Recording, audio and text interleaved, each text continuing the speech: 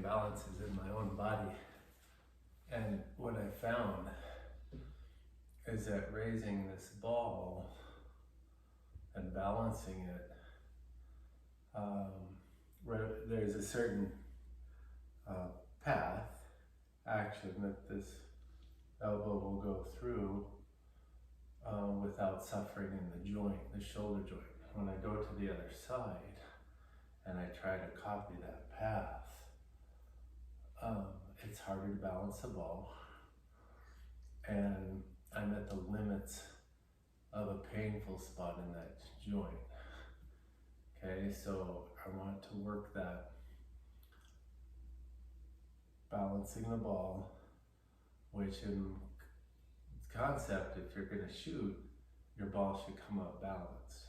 If it's out of balance a little bit when you let go, it's probably going to go a different direction. Balancing the ball and controlling this with whatever weight, even if it's no weight. What you're looking for is failure. How long can you do this and keep this elbow in a path that you want? If you want the elbow to come in an outward path, that's okay. Just repeat it with both sides.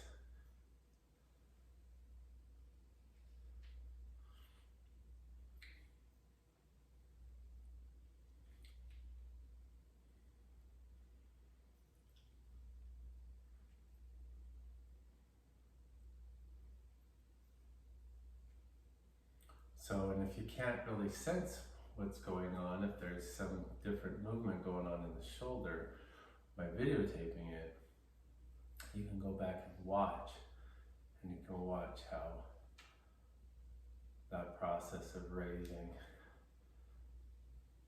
and balancing the ball matches.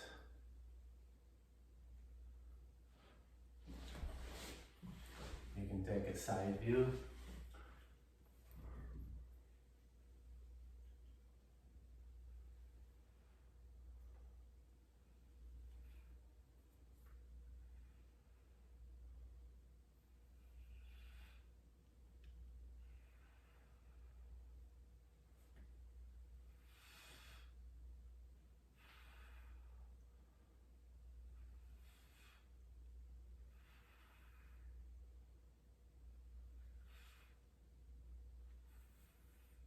And you could do it with two balls and compare.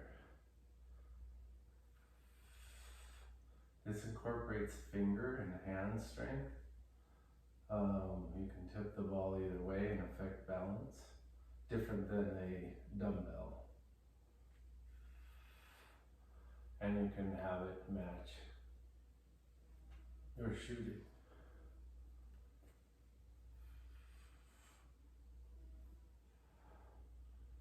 Is your path coming up straight?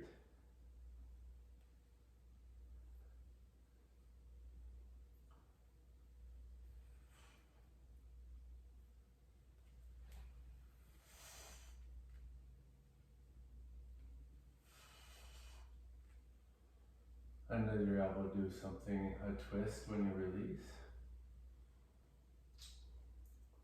Okay, so all these things you can study moving to shoot a ball, okay? And so what you want to do, in my theory, is to experiment with